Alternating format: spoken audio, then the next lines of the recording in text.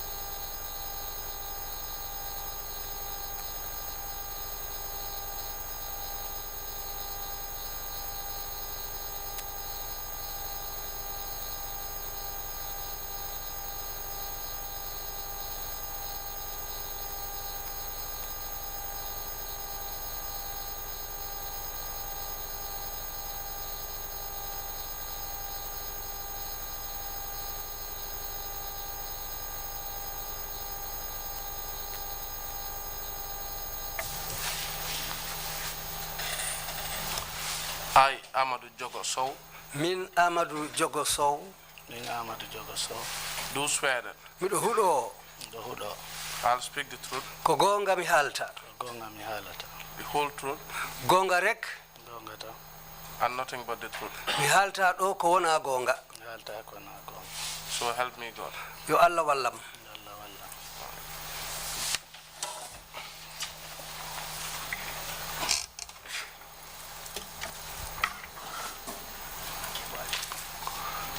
Good morning, Mr. Witness. Jawwali Sede. Welcome to the TRRC. Moyoma bismillah e yeso TRRC do. Thank you for your willingness to testify before the commission. Mo yettama e jabugol ma pour argol jonnira sede yagal mangal do hande. Before you commence your testimony, I wish to inform you that it is a criminal offense to lie on the oath. Do ya fuddade sede yagal mangal mo fala ma faminde wonde ma e pour e hala ko andanda ma hebaki mal misal ko doni fenande e de hite do hida wati dum ko bade bonde e der loi. It is also an offense to provide false or misleading information to the TRRC. Kadi ko bade bonde kadi ko doni yeso loi pour halugol jonnugol halakal andanda wonde ma wona gonga e yeso TRRC on do. Do you understand? Nda afami. Yes, I understand. Perhaps maybe you should sit closer to the microphone. Yes, so that we can hear what you have to say. Okay, Mr. Witness, can you tell us your full names, please?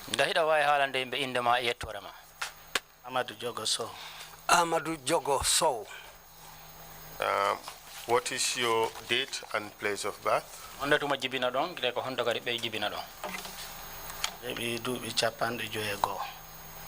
am 51 years old. And what is your place of birth?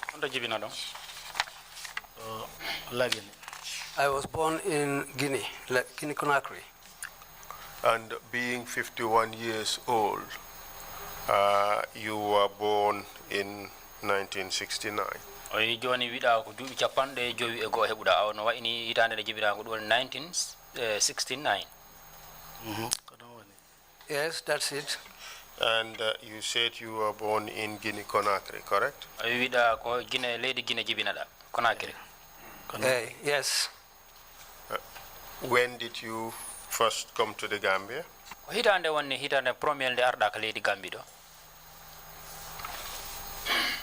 93. It was in 1993.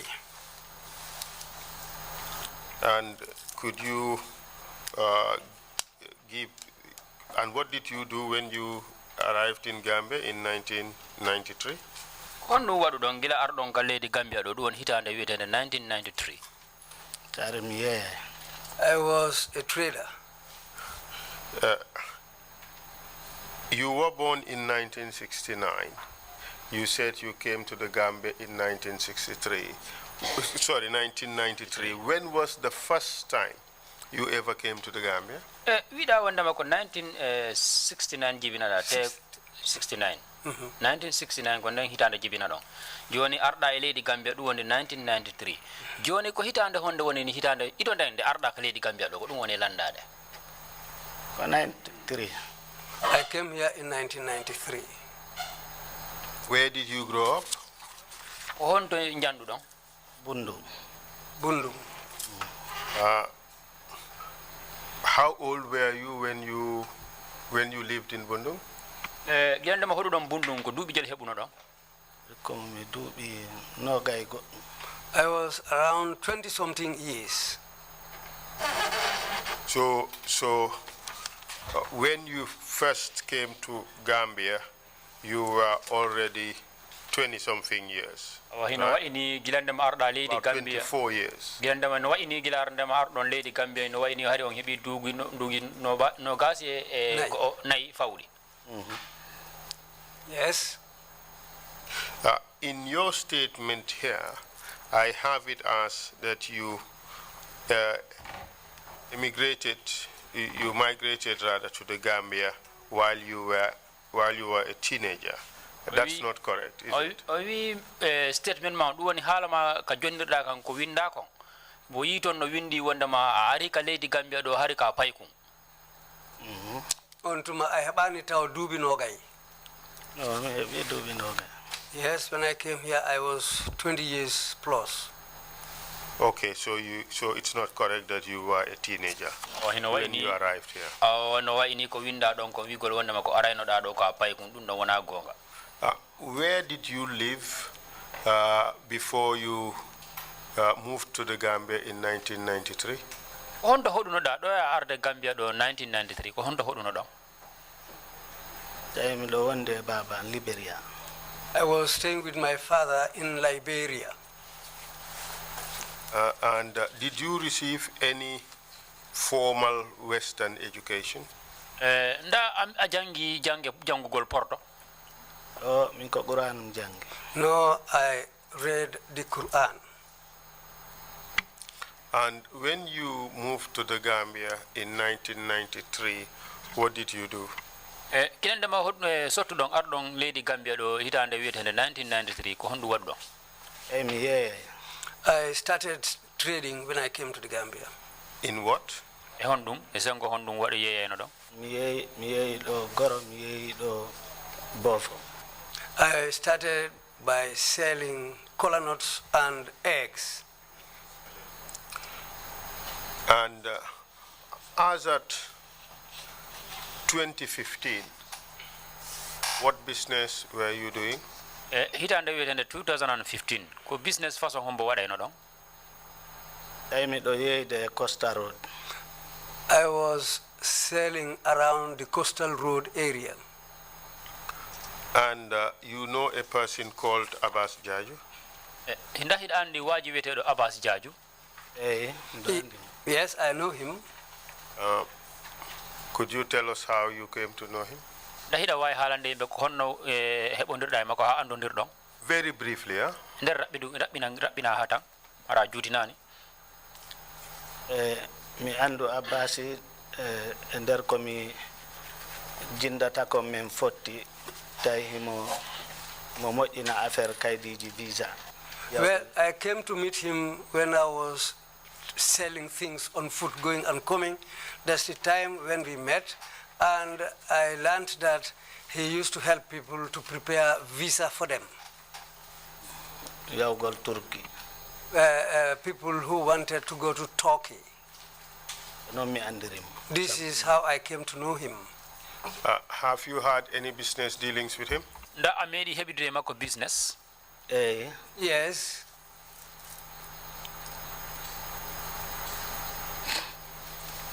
And could you tell us what kinds of business dealings you had with him? Nda hida way halande yimbe ko façon business hombo hebondirdon. Just very briefly. Rabbindinata. Business kange. Yes, our business between myself and him was in gold. And you would agree with me that some of those transactions were somewhat dubious. wi a jaɓanayma wondema sifa ɗen golle sifa ɗen ko golle ɗe andanda wondema ko golle tappale ɗe yaɗani e lawol watamo wide ko tappale de ɓayre yimɓe koye ɗum wuuri. Well, I cannot say that it is a dubious thing, but as far as he was doing it for a living, well, some people live in that. Some people, that's what they do for a living. I don't understand the answer. He said that, well, some people do that for a living, to earn a living.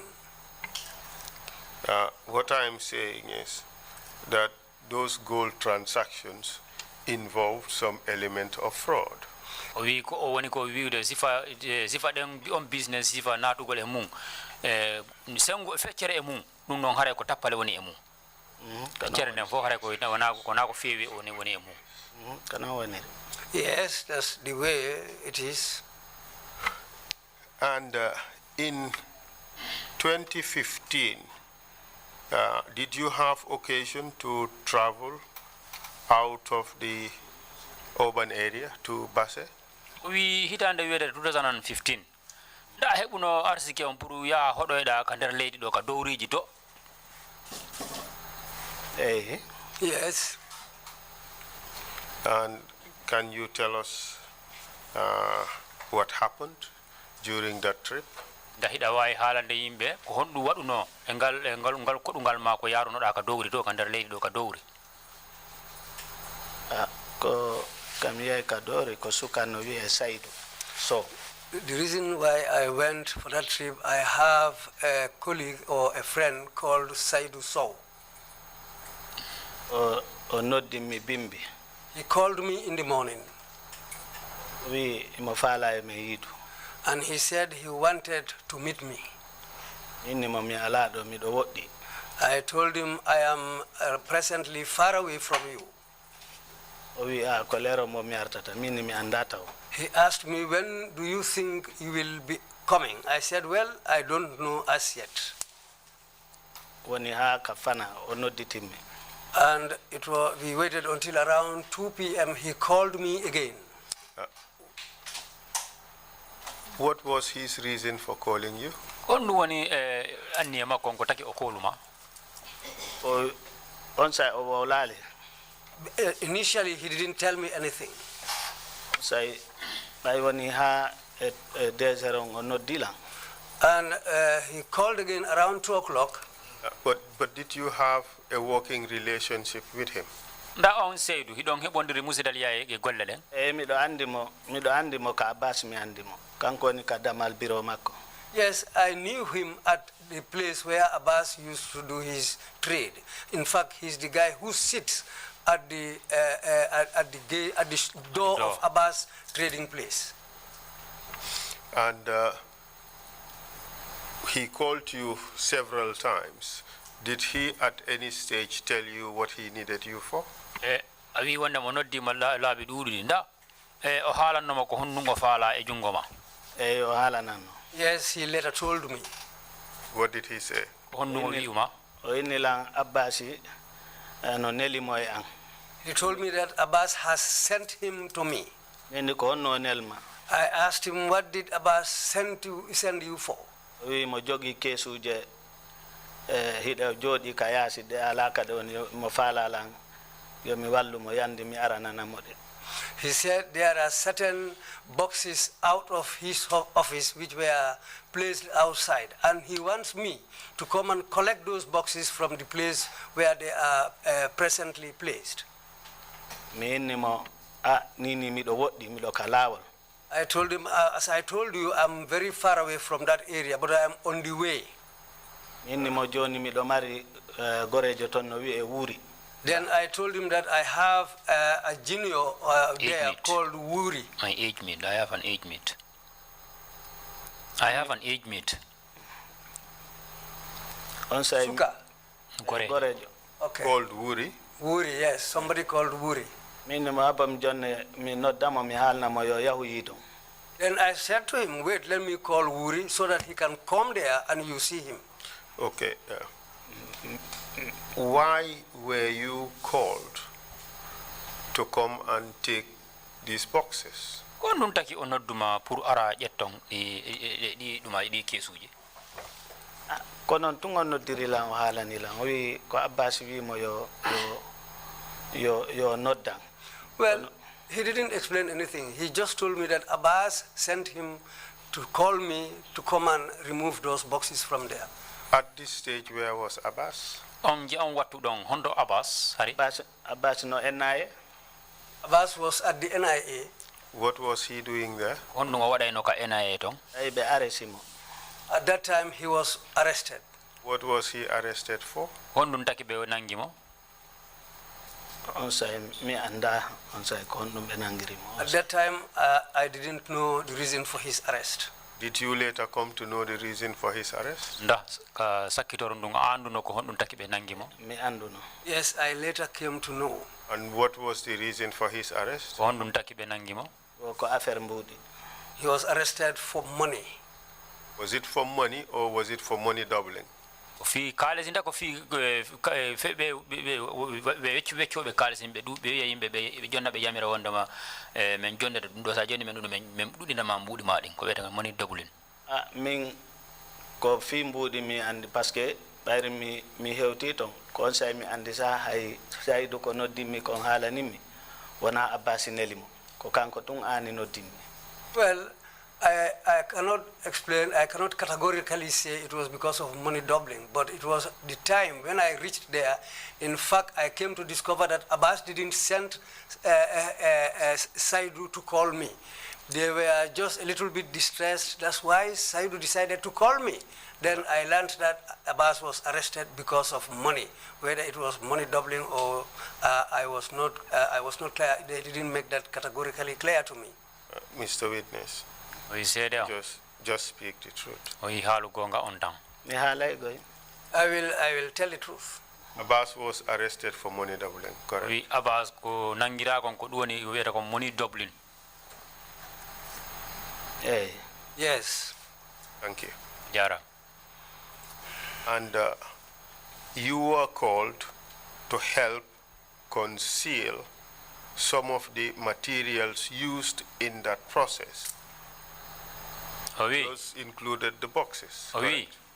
Ko noddira kon ko dum woni pour an ara wallabe suuda din kesuji ay din kesuji bagasuji wondi ton din ko dimbe nafitori be wadi ko be liggori di kalisiji ko Abbas nangira kon. Yes, that's true. And the reason why you were called and not anybody else is because you had a relationship with Abbas, correct? We say lebe no dima ang tebe no dani goddo go angi Abbas yi don wadi ni jungo e fandu wonon dido juure mon don wado ni jungo e fandu ko non ni woni gollidude. No me de andindire ko no na men gollidude. Well, we are acquainted, but it is not part of it that we work together.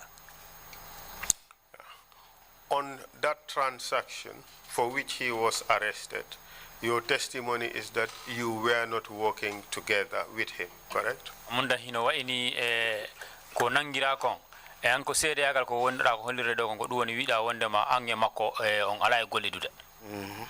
Yes. Please answer by saying something instead of We say something. Ajaboro tan halu goddum acca wigol nundugol dan. Hey. Yes.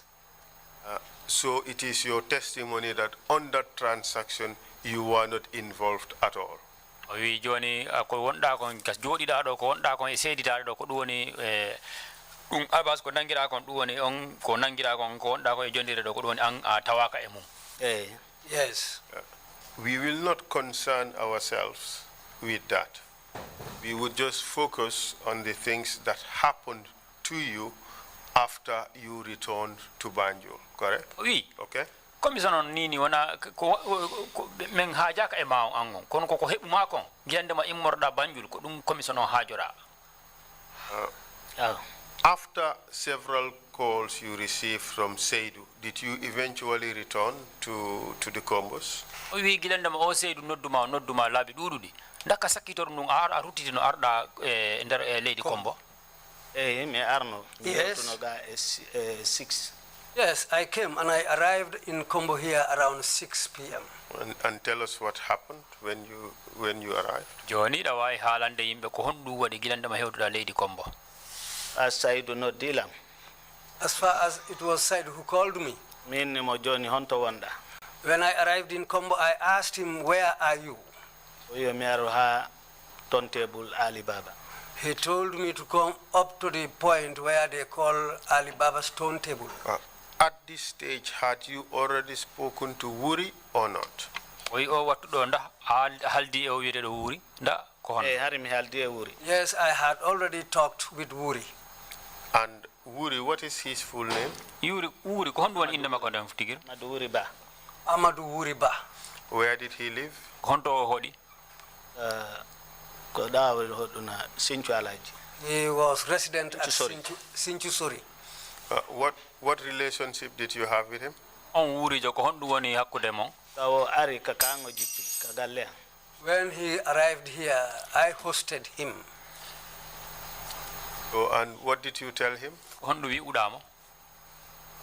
Mi innimo yo ƴettu oto ngo o yaha o yiida e Saydou noddi kono min mi alaɗo yo yawɓe yiida. I told him to take a vehicle and go and see Saidou, because Saidou has called him, but I am still on the way coming. I have not yet arrived.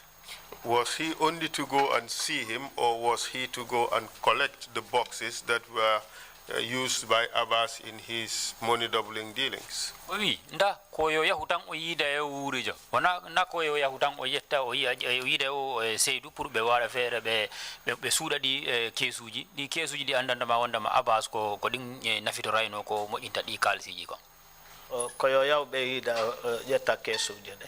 Well, the reason for him to go there was for him to go and see Abbas and also Seydou. to Seydou, so that they can remove those boxes from where they were.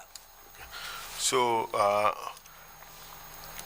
what happened when you arrived at 6 o'clock? honɗum waɗi gilandema hewtuɗa ɗin wattuji jeego. Miɗo faala landinde ka wuriɗa taw. I want to meet Claire. I want to make something clear about Wuri. Please go ahead. way feƴƴaɗude. Ok, wuri ƴetti o toon yahi ha hewti toon tawi Saydou. Wuri took a vehicle and went there and met Saidou there. Saydou hollimo box je ɗen. Saidou showed him the boxes. Noddila o wi box je ɗo heƴataka o to mi wata naɓude ɗe min ni accuɗe toon. He called me and said, these boxes cannot fit into this vehicle. I cannot take them, I cannot carry them. I told him to leave them there. Ok, ko ka iwata toon o arde box goto. When he was leaving, he took only one box and came with it. Joni ɓayro arde on box goto. When he came Laati with min the, yiidali. what? Hodum? ɓawo arde on box min yiidano. When he took that box and came, we were unable to meet. I didn't see him. Joni mi ari mi noto e Saydou e 6 on Alibaba ka Johnson. Then around 6, I decided to go to Alibaba Junction so that I can see Saidou. Mi hewti Alibaba mi gaari tun. When I arrived at Alibaba, I just parked aside. Ɓe udditi bafe ɗen cende ɗen fof ɓe naati. They opened the doors and they all came in. Who opened the doors? on mbowdi dame ɗen. NIA ɓen There naati were, ha oto an on heewi. there were NIA people waiting. So the moment I parked, they just opened the doors and came in. And they are the operatives of the NIA. How did they know that you were the person of interest to them, the person that Seydou was talking to? ko honno kamɓe ɓe andiri ɓen enayeɓe ko honno ɓe andiri wondema ko an woni neɗɗo mo andana ko an ɓe haajoride ko an woni neɗɗo mo andana hiɗa heɓodirde e o Seydoujo. Tawi ɓe wondi e Saydou. And in fact, they were with Saidou at that moment. So Seydou pointed you out to them. awa hino wayni ko Seydou sappi ɓe ma. E Saydou inni ko o woni Jogoh. Yes, Saidou identified me to them. Okay, and what happened afterwards? gila ɗum waɗi ko honɗum waɗiti. On say be jippinilam be joini me ka hakkunde dido goto jodiga be jetti oto men yahi Banjul. And that was the time ko moto mabbe yadi wala ko moto mabbe kambe. Sa moto am be yahi be wondi e moto je mabbe kono be nayo be natuno ka moto am men yadi. They came with their own vehicle, but they came into my vehicle and I was sandwiched between two of them, and they used my vehicle to go to Banjul. So did they change drivers? Yes. So what happened when you arrived in Banjul? Where in Banjul did you go in the first place? We went to the NIA office in Banjul. And tell us what happened there. Men bay men hewti Banjul men natiri law bafal bawangal. When we reached Banjul, we went through the back door and came into the NIA compound. Men hewti baby honto wuri. When we reached, they asked me, where is Wuri? Who asked you that? NIA. The NIA asked me about Wuri. Do you know which NIA operatives were involved in this? Lamin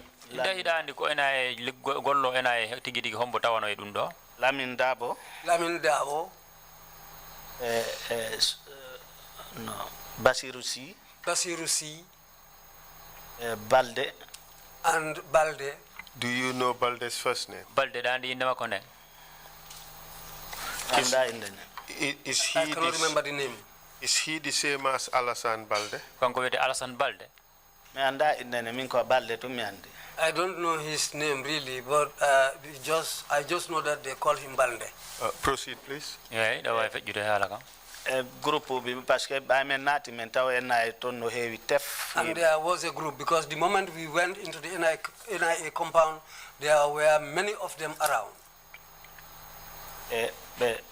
Ni na be mo invest.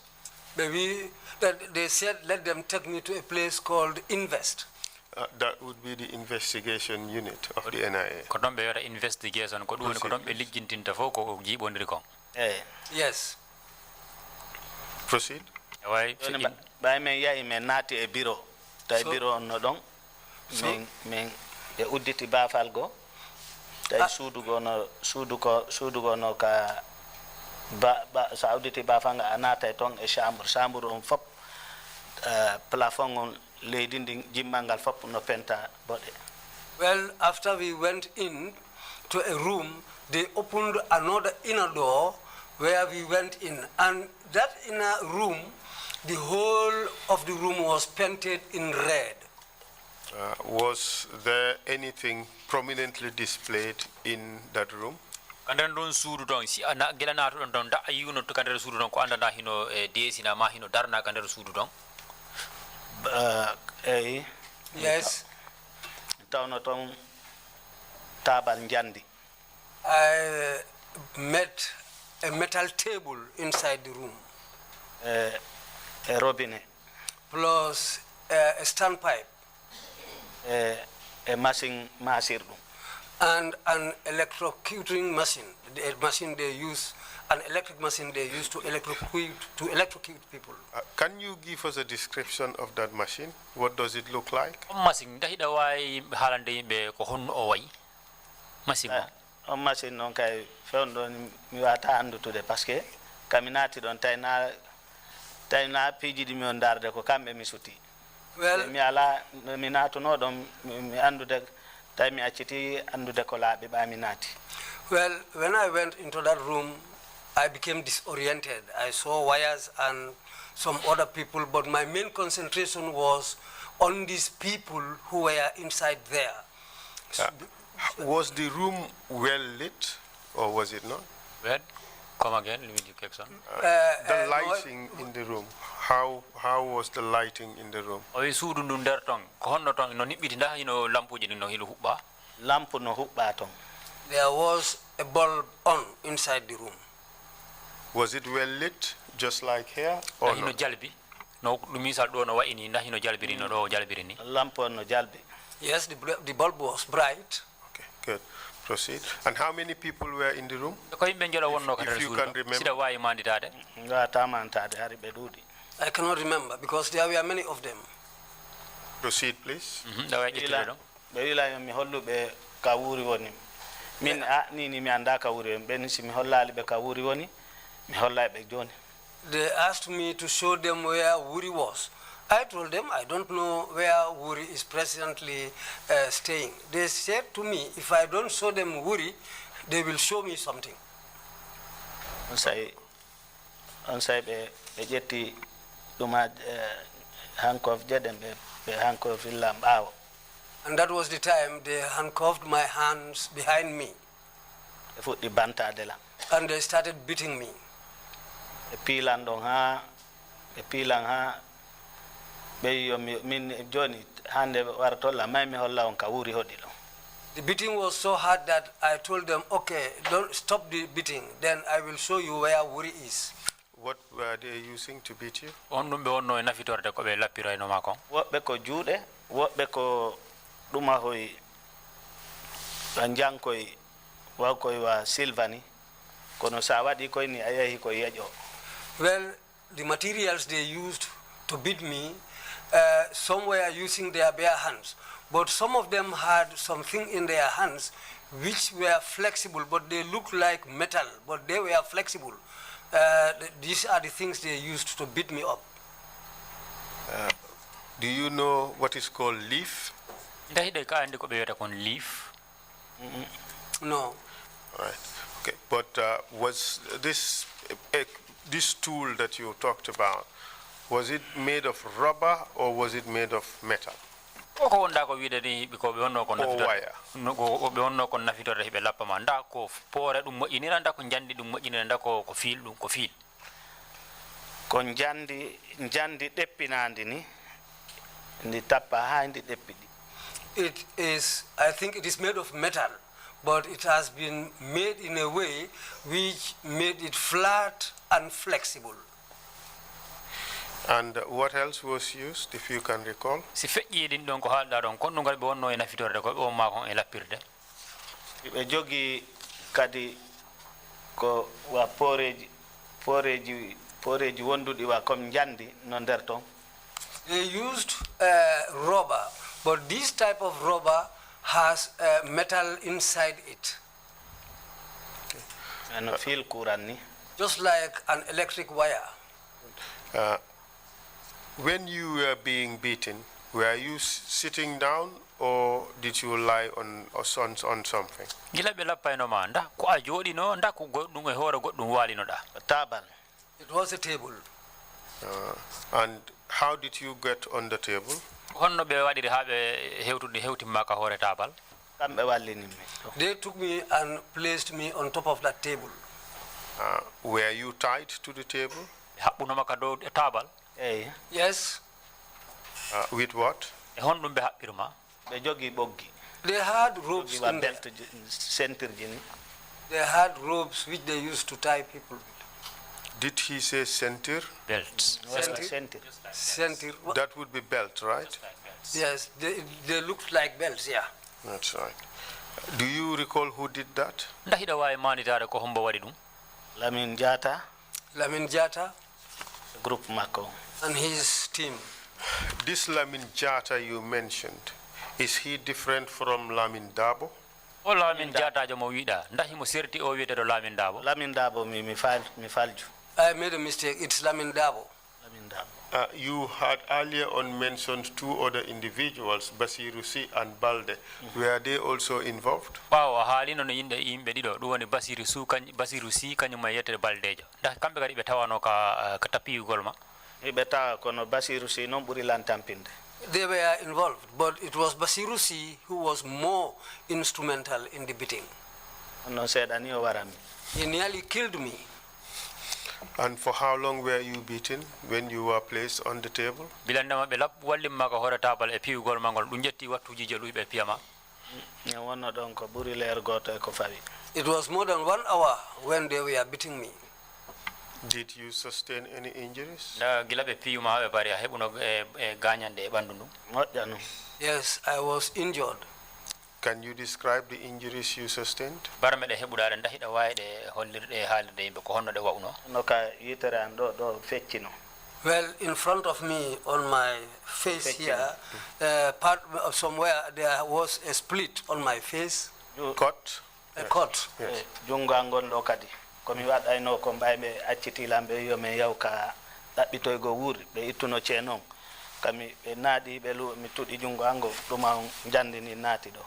And I sustained a wound also on my hand because they untied my hands and said we should go and look for Wuri. But they went on beating me. So usually I will raise up my hand to defend, to stop the beating from reaching my face. That was why I sustained this wound on my hand. How about on your back? Did you sustain any injuries? Yes. I sustained injuries on my back too. And you said there was an electrocution machine.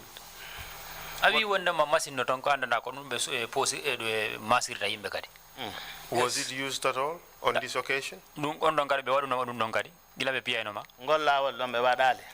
that time, they didn't use it. Because we left that room to go and look for Wuri. We went up to the compound where Wuri was renting.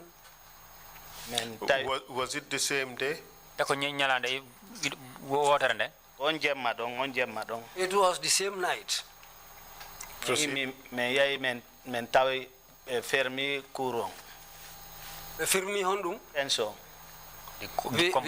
We found the compound gate locked.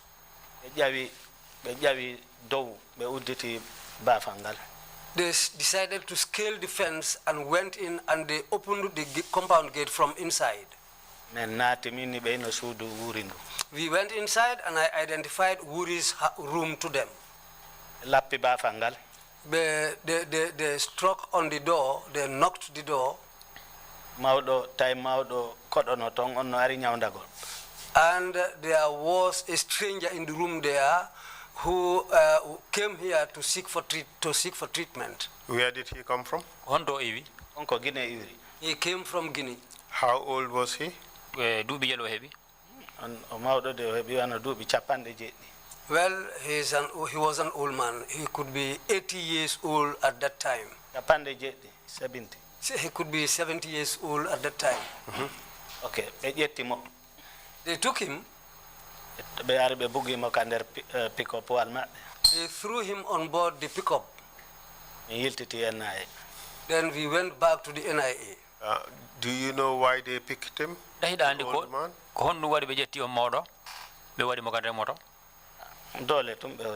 Yeah, they just used power.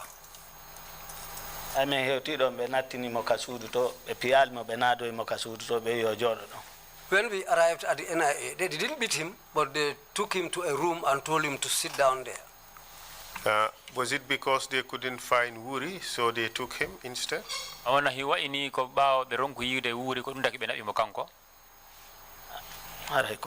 Yes, that must be the reason. They found him in Wuri's room. Yes. Did they ask him about Wuri?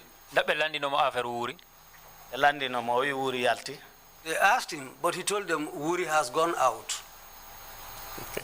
So, two of you and the NIA officers returned to the NIA, correct?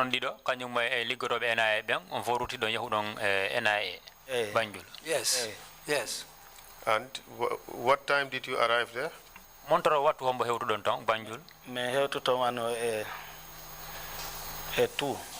arrived at the NIA around 2 a.m. And then what happened? When we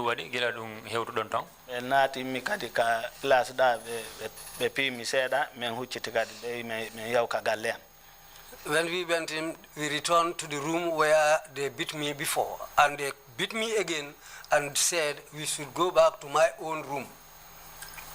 And tell us about this second beating. Who was involved? All of them. Who is all of them? Lamin Dabo, a group Mako. Lamin Dabo and his whole team. And who are the other members of the team? Ko hombo kadi feƴƴi laamindaaba ko hombo tawa toon kadi. ɓe yaɗi ɗo ɓe mi yiɗa balde e oya honno e si e groupe go ɓen ɗo mi anda inde maɓɓe.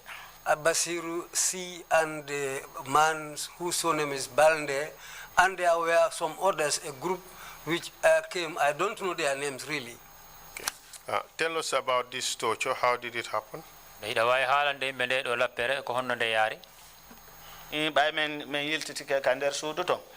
So when we came back into that room, and they said, so far I refuse to show them wuri. So by the grace of Allah, they will deal with me.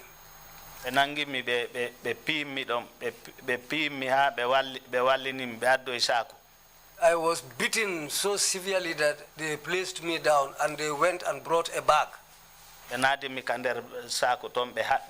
I was placed inside this bag and they tied the bag. And I was placed under a standpipe. And this standpipe was opened on me. They were still beating me and this water was coming on me from the standpipe. I was beaten there until I became unconscious. The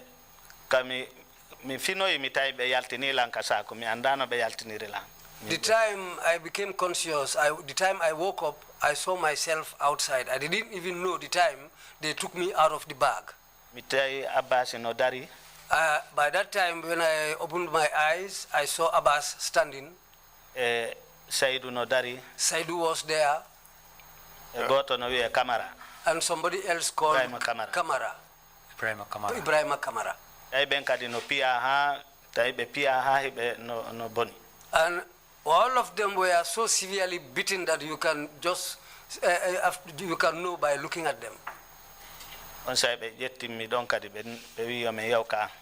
And again they said we should return to my house. We went back to my house. Was this the next day? That same night. That same night. But this would have been in the morning. It was around 5 a.m. When we reached my house again. But before that, in your second torture, did they put anything in your mouth? Yes. They put some onions in my mouth. These onions were forced into my mouth. Do you know why that was done? I don't know. Okay. All right. How many times did you faint when you were being tortured? It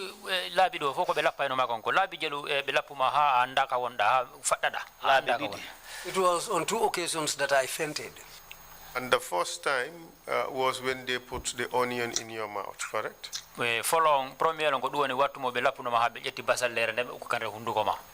Yes. And the second time was when they put you in the sack and they opened the water tap on you, so the water was dripping inside on you whilst you were inside the sack.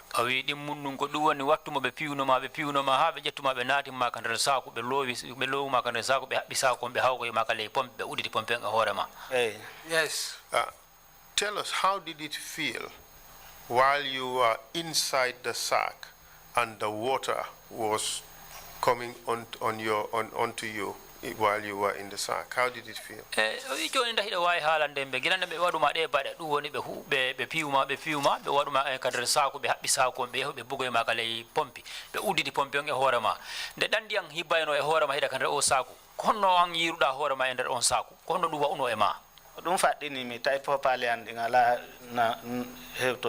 This is what made me faint, because at that time I was unconscious of whatever was happening around me. Did you have the feeling that you were drowning?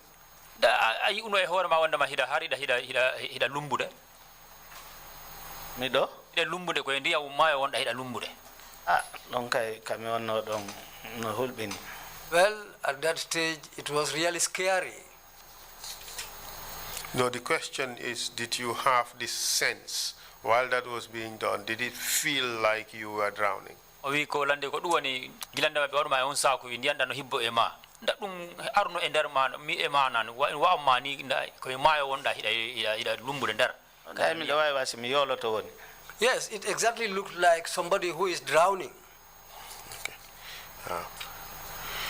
So on this occasion, you also fainted a second time. wano wayni golɗo ɗimmal kadi ɗum ɗon kadi a faɗɗano. Yes. So it was after this that, what happened after that, sorry? ila ɗum ɗo waɗi ko honɗum waɗiti kadi min yahi ka galle am. That was the time we went back to my home. ay min hewti. When we reached the home, konki bafal cour fence o. and they decided to knock on the fence, Compound the gate. compound gate. Tameɗe ngarde pick up nayi. And that time we came with 4 pickups, e auto an o. plus my own vehicle. ɓe gurne ka galle ɓe udditi. The ladies came and opened the door.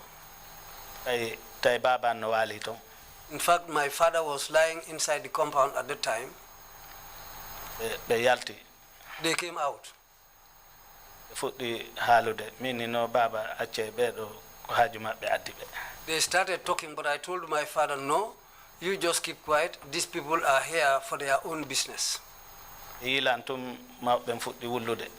But when they set eyes on me, they started crying. ɓe naati ka suudu ɓe lanci kala ko woni nder toon ko waɗi importance ɓe ƴetti. They went into my room and ransacked everything inside the room, and they took some items that they had interest on. What were those items? ɗum woni honɗum eyi miɗo wallini toon miɗo jogii kofo fort anno toon tawi miɗo waɗi toon mbuuɗi. I had a coffer for Kodumoni. kon woni kofo fora Well, no briefcase ni wala. A safe. Okay. I had a safe there where I had some money. How much? jelu eyi miɗo acci ɗon mbuuɗi ko soodoyte bagage bimbi janngo mum guluja temdere. I kept 100,000 there, 100,000 dalasi, huh? Dalasi. $100,000 inside that safe because I put it there with the intention of going to buy more merchandise the following morning. And what else? ɓe ƴetti ɗum fof e piiji buyi. They took that plus many other items. Téléphone ji si ɓe yi fof ɓe ƴetti. But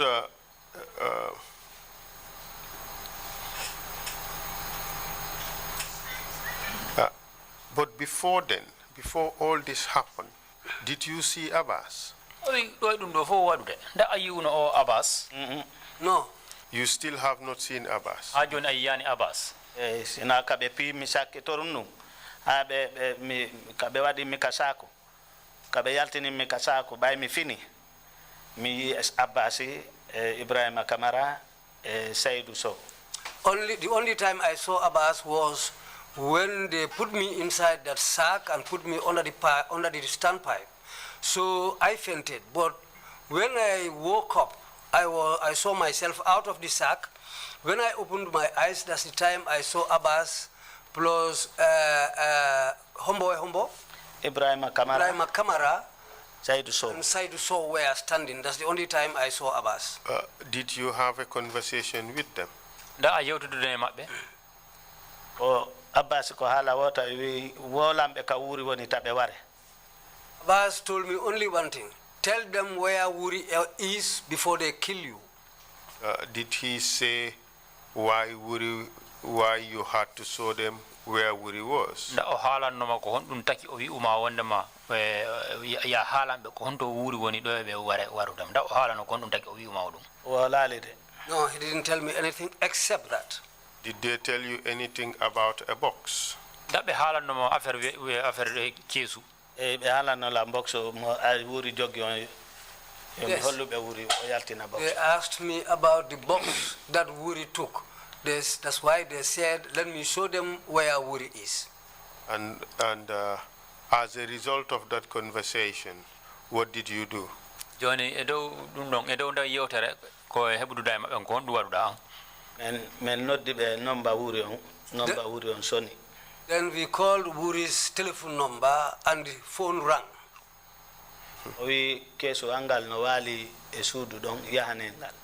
Wuri told them that the box is inside his house, let them go for it. Men tai box angal don. We went and met the box inside the house there. Jetti box angal men hoti. We took it and left. Men hoti enai. When we reached the NIA, but before this, did you meet any woman who was associated with Wuri? Oyi kodo do e dum nda on ta on yiuduno e debbo mo andanda wonda ma himo jidi e Wuri. No. Do you know who Wuri's girlfriend was at this time? On jaman mo wonda no ndahi anno ko hombo wonno e kele Wuri. No, me anda. No, I don't know. Was any woman arrested for having any connection with Wuri during this period? Nda be nanguno debbo wandanda ma be sobidi wonda ma himo famondire e Wuri te himo andi goddum e o fidi boxuji. Dum ko bayru men yalti woni lebbi jeetati men yalti. This happened andi be nanguno debbo be nanguno kadi mo Wuri hodidi ka galle to. Well, this was after 8 months when we came out. They arrested Wuri's girlfriend and they arrested another lady who was living inside the same compound with Wuri. That's what I know about it.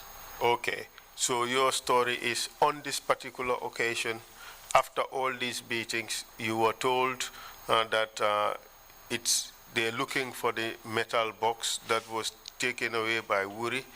You went to Wuri's house to fetch the box, correct? Awa hino wa ini ko be waduma dum fo ngal piggal ngal be waduma dum fo be accituma be yaaduda e mabbe ka Wuri wiida be yaaduda e mabbe ka Wuri holluda be o box jandijo ka Wuri ka suudu Wuri. Ona ka suudu Wuri box wangal wonno ko yaasi. The box was not even inside Wuri's house. It was placed outside Wuri's house. Okay, but you went to Wuri's home to fetch the box. Ono ko galle ka Wuri ka hodi don ko do yahudon yibudon gal box casual. Yes, that's where we went for the box. All right. And then what happened afterwards? Joni ko hondu wadi tigila du wadi. Joni ba men arti NIA. When we came back to the NIA, uditingal be tay ko kono block je didi wonderto. When we opened the box, we found 2 blocks inside the box. What do you mean by blocks? Si avi blocks of what? Dum firdi. Cement block ni Cement blocks. 2 bricks. 2 bricks. Ko dum men tay do. On say ono C on say nadi lappe mi karedo. That was the time. Yartinali o box men warete hande. Min o box mi alimo mi anda mi memal mi anda I know why. And she came back to me and hit me very hard on my stomach, telling me that if you don't produce this box, we will deal with you very severely. I said to him, I don't know anything about this box. I didn't take it. So what is the matter now? When was this? After the box was found or before the box was found? Nungo watu hombo hebi ko gilanda ma box me kesu angal ya ko do walla da ko do ngo yede. Box angal kai angal box wal don. O angal don kadi. That was after they brought this box and opened, but they said it was not the box that they were looking for. Okay, so they thought there was another box and that you are to produce that box. Awa hino wa ini kambe be sikki wonde ma wana angal kesu wal be woni dabbidude te joni ko an fodi yaltinde ngal kesu wal ngal be woni ngal dabbidude. No one. Exactly. But in the meantime, do you know where were the other boxes that Amadou Sowe talked to you about? Ono joni ha fa hondo on wattu ka wonno non. Nda an hida anduno de kesuji di heddidi di andanda ma Amadou ko di wonno ma halande fi mum. Nda hida anduno kadi woni. Ari be jegindiri ka biro ma be invest do.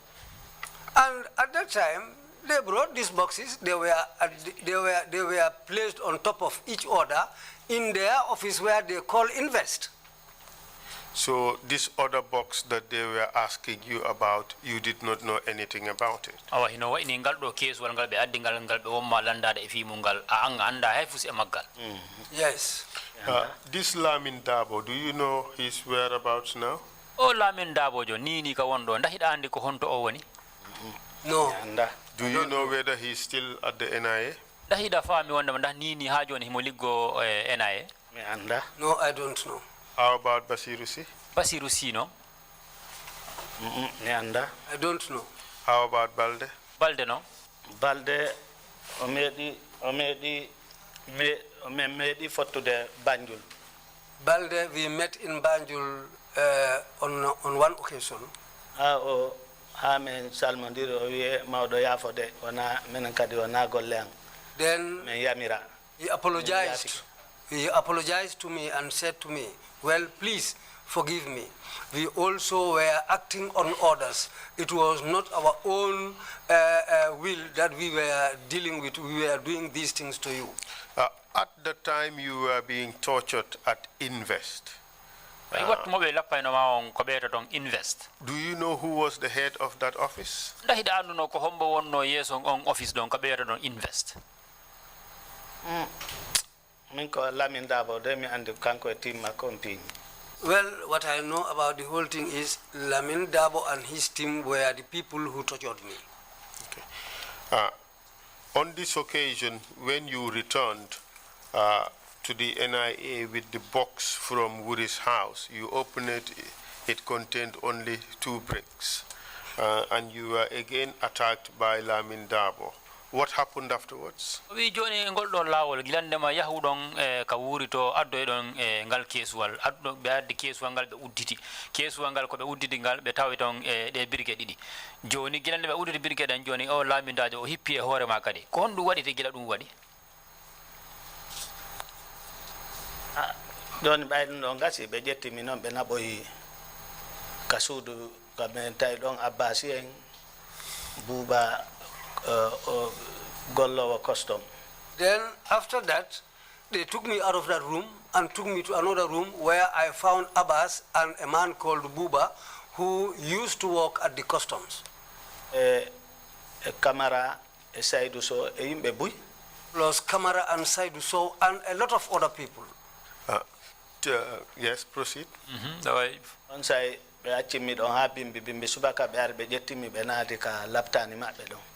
They left me there till in the morning. And in the morning, they came for me and took me to their own medical center. Where is that medical center located? on kabe nyawda don honto dum hodi honto dum woni It was inside the NIA premises.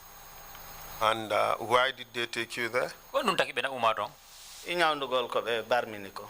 Because I sustained injuries. That was the reason why they took me there, so that they can take care of my wounds. And did you receive any medical attention? de gila be na uma ton a hebuno nyawndugol ton waɗayno men dress ɓe waɗa ɓe jonna men paracetamol. Yes, they dressed my wounds and they gave me paracetamol to drink, e lekkele go. plus some other medicines. Were you released afterwards? da gila dum feƴƴi be accituno ma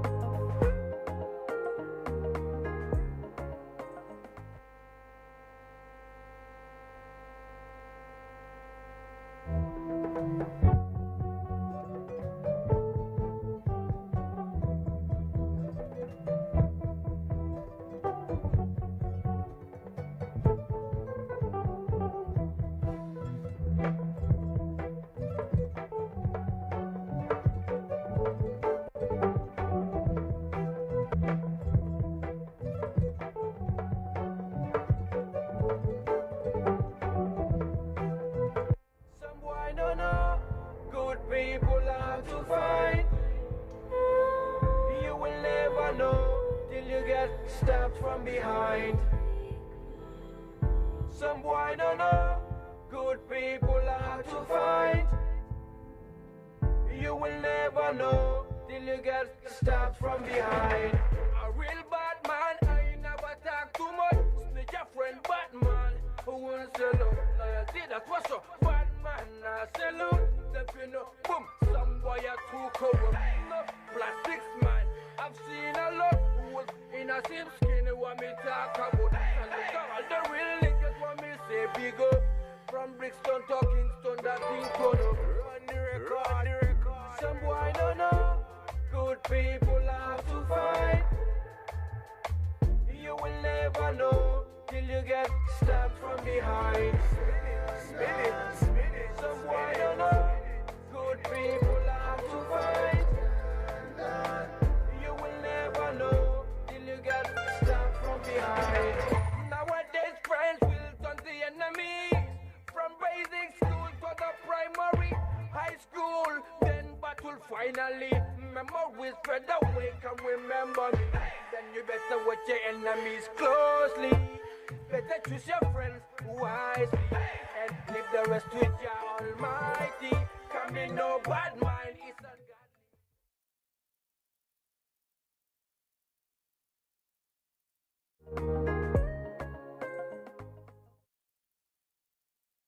Food. Nyamete on no. Nyamete be jonna men go to be 75. As for food, everybody will be given $75. Men itira ko je nogay joy, men sotira nogay joy, men hirtora nogay joy. $25 for breakfast, $25 for lunch, $25 for dinner. Were you taken before a court during that period? What tomorrow na e jungo mabbe ton. Dabbe medi mana bude e suudu nyawirdu. Yande be ituno men no be dabi ka suudu nyawirdu ko direct ka remind benabi men.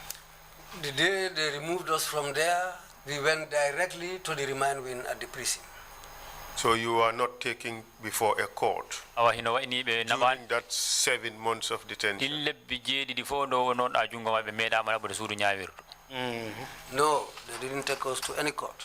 You said you were personally tortured several times. How about Abbas and Seydou Sow?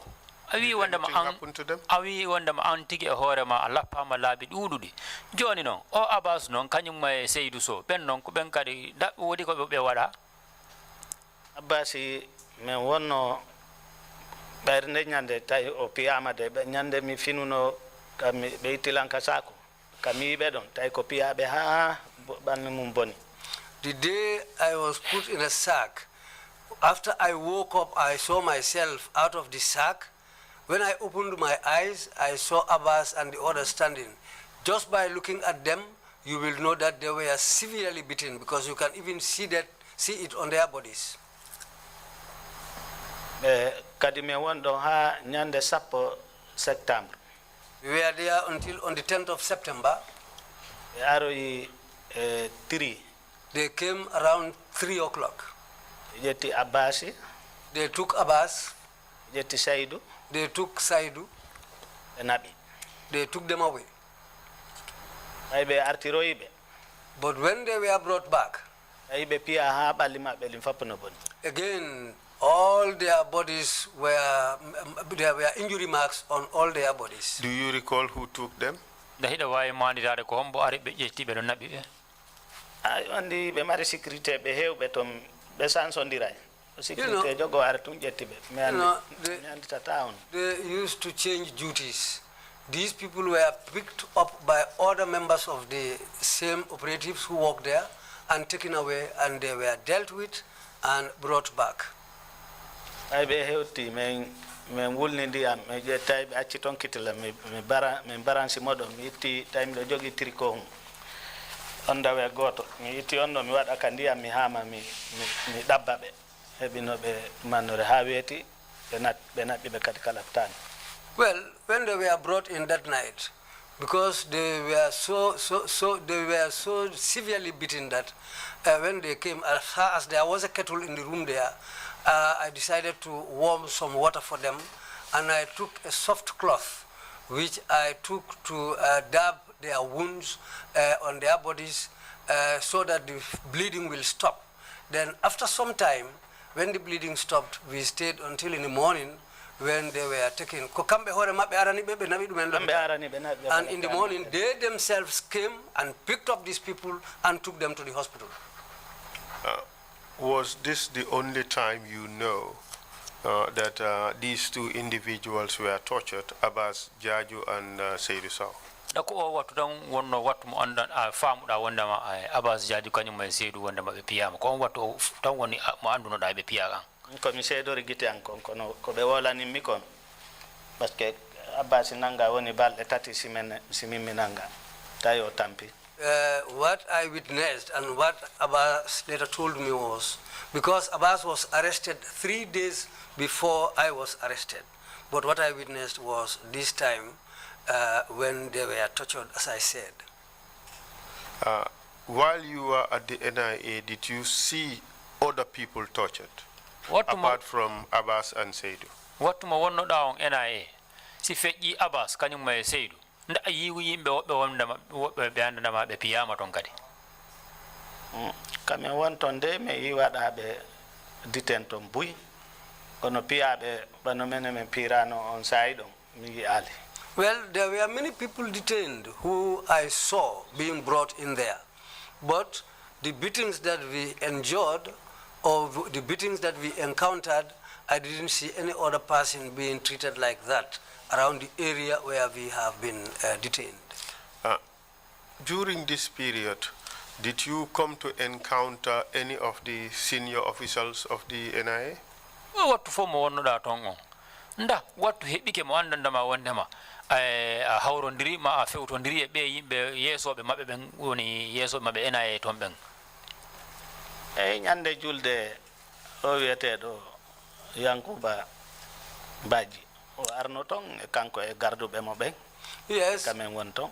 On the day of Eid prayers, the man called Yankuba Badji came there with his bodyguards. O wi on yafotode on si on juuli on toroto Allah ndaron si tawi Allah hoynanama ɓe accita on min namin jogui on de. What he told us was, today is pray day. You also pray and pray to Allah so that they can release you people. But I want to tell you people that I am not the man responsible for your detention here. You can pray to Allah so that you can be released. O ƴetti o yahi o inni gardo makko goto wi yaw addana ɓe ngaari baali gotil koɓe waɗa tabaski. He told one of his bodyguards to go and bring a goat so that we also... Bali. Okay, he told one of his bodyguards to go for a sheep, which we can also come and slaughter and eat because of the prayer day on that day. Did he know that you were tortured? Andy? Yes, he knows. Why do you say that? They were all there. They know.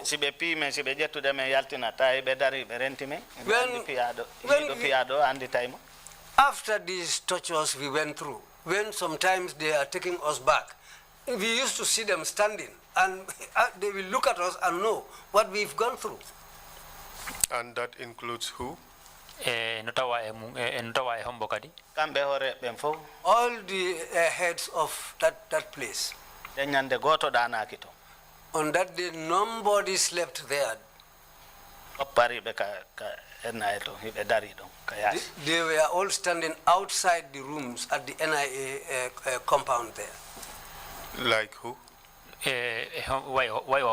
Yankuba Mendi. Yankuba Mendi, Maido. Mendi, the person who passed away, Mendi was there too. Luis.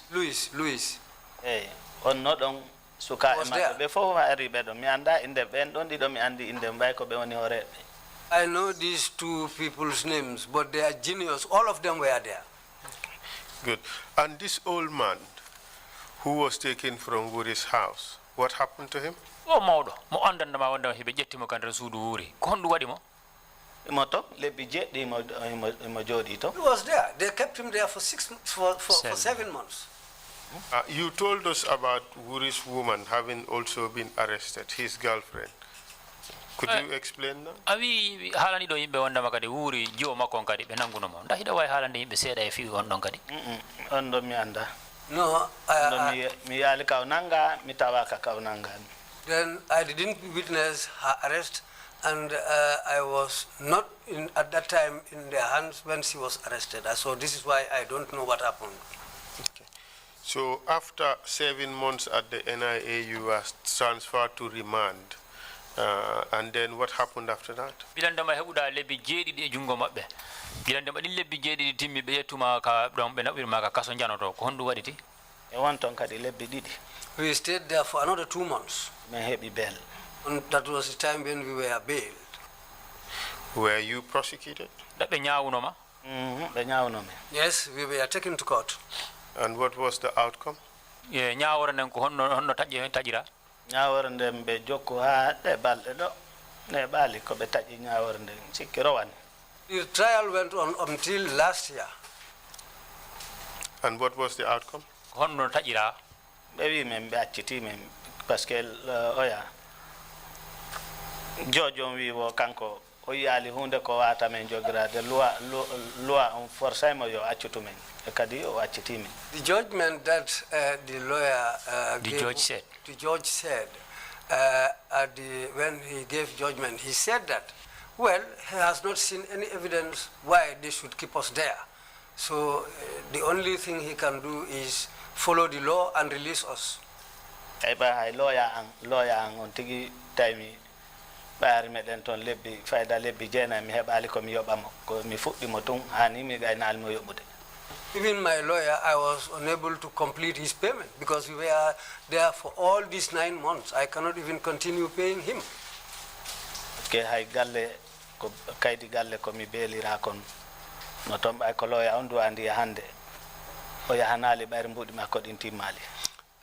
My compound deeds are still with them because as far as I was unable to complete the payment of my lawyer, he was unable to go and collect these documents from them. because he is the one who is supposed to go and collect the compound deeds. And did your detention have any other impact on your business? joni nangugol ko nangada kon fop watuma be joddi ma on dula goro dadum hebi cadele ko joddo business ma Bon no fof. All my business deals were broken. Tampini famille ang fof. My family suffered. Thank you very much. No further questions. ajarama o wi joni ko hanko ko dum do hebamma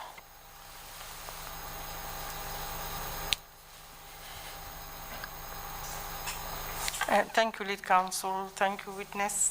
wi deputy kia ko woni hikki e kiyama non o yimo a jarama council a jarama an kadi seede on e seedeyagal ma ngal jonirɗa ngal Commissioners, if you have any questions. joni himo landade commission aɓe nda woodi e maɓɓe kala heɓuɗo kolo heɓu ko landoma no wawi ma landade e dow ko haalɗa ɗo kon Commissioner Samba. commissioner Samba o wi himo heɓi ko mari ko landotoma Amadou. o wima Amadou Mire jarama yafanalang. She's saying thank you. You Mi forgive her too. falima lamdude 100,000 on ko lamin dabo jetti kon. Kerbe ruttinoma kalis ma on. I want to ask, the $100,000 that Lamin Dabo took, did they return it to you? Oh yeah. No, Hettali. I didn't get that money. Anna to lamin woni ka lamdani mo mbudi din ha joni. Anda ka woni mi jantal mi alima goy. I didn't set eyes on him. This is why I was unable to ask for my money. Eyo ajarama yalla newno. Thank you. Thank you, Commissioner Samba. Imam. commissioner imam si on kadi wi landotoma Amadou on jarama jof. Thank you, Amadou. On jiitampere mawle. You people have encountered serious suffering. Hono mawɗo ma o kadi ɗum addanamo caɗele. Your father, did he also encounter any problems? Okkonomo caɗele mawɗe. He also had some serious problems. Ay komin wonno fof. Because I was the only sustainer of the family.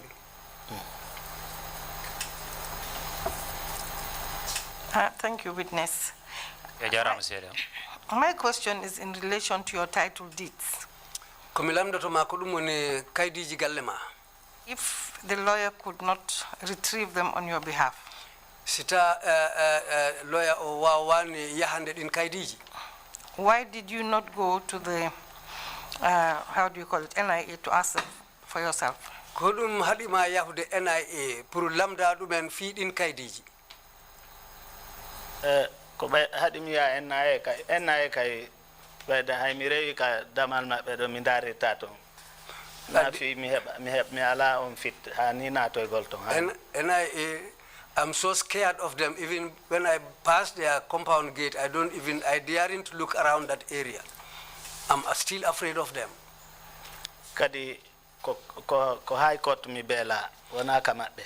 And secondly, I was bailed at the High Court, not at the NIA. Documents are with the High Court. So, no one kaidiji ma den ko High Court diwuni. The High Court. Yes, they are at the High Court. Okay, commissioners, chair. Bishop? Thank you, Madam Deputy. Mr. Amadou Jogoh Sowe. Bishop Amadou Jogoh Sowe. When were you actually released by the court? Damgal nyawore on ko waktu hombo be accitima. I can say it is this year. It was in this year that I was released. At the beginning of the year. So was it that the case was dismissed? No, dal ko nyaworende ko be radinde ko be wopudum be yaltini nyaworende. Yes, it was dismissed. Well, in that case, don't you think you should be able to go and request for your title deeds from them? Sita ko non yari dum non awawa yade lamda dumen kaydiji ma galle sita ko non yari. Mi yahi tong bewi yomi kaydi komi yaltiri konka court yomi nabundi ka umato mi nabi ton be wadi windi ko windata kom mi ari mi jonni debbo jonni to o kaydiji din o windi ko windata kon fo o wilan ndi kaydi ko yimbe dido wayndi arandema joma mayri illa sinadum loyama. I tried to get those papers. When I went to the High Court, they gave me a paper. And the lady wrote some things there, as you know, I haven't gone to school. What she wrote there, I don't know. They told me to take it to another place. When I went to that place, they also wrote something, and I came back. Now they told me that these papers should be collected by the people who brought them here. So this is why I was unable to lay hands on these documents.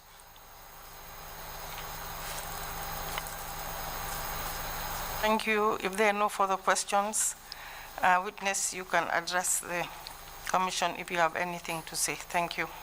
Joni non wairi be lamdo be ma be pari. Joni ankala be okima lawol pour leba halana yimbe ko woni e nder bernde ma ko halanta yimbe leydi ndi ko yida ko bernde ma ko mojjani leydi ndi ko mojjani yimbe ben.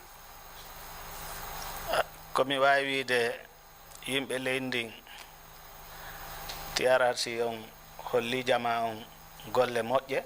What I can say to the people here, especially the countrymen, is that TRRC is doing a wonderful job.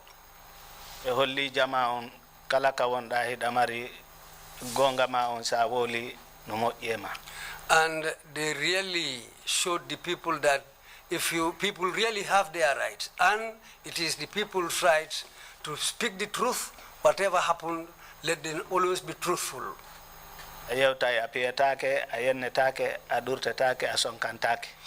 if you do that, they don't beat you, they will not insult you, they will not create any problems for you. aray menen kadi meɗen weltani ɓe Allah naɓɓir golle ɗe yeeso. And that really made me very, very happy. We are very happy about the job you are doing. So I'll pray to Allah to protect you and bring progress into whatever you are doing. Ko ɗum ɗon mari komi yewtata yimɓe Gambia. This is what I can tell the Gambian people.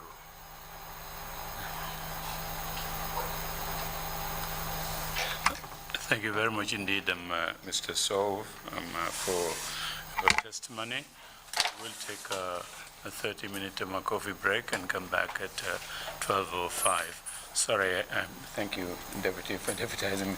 I had to. Ajara matigi Amadou Jogoh Sowe, men weltani mabui.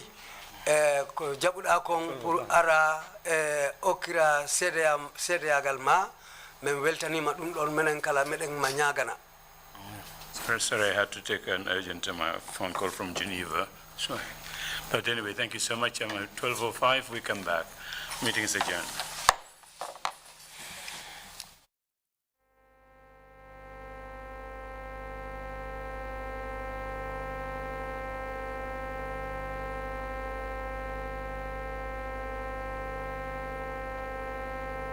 Grts were the journalists of all times, spreading news backed by our local instruments,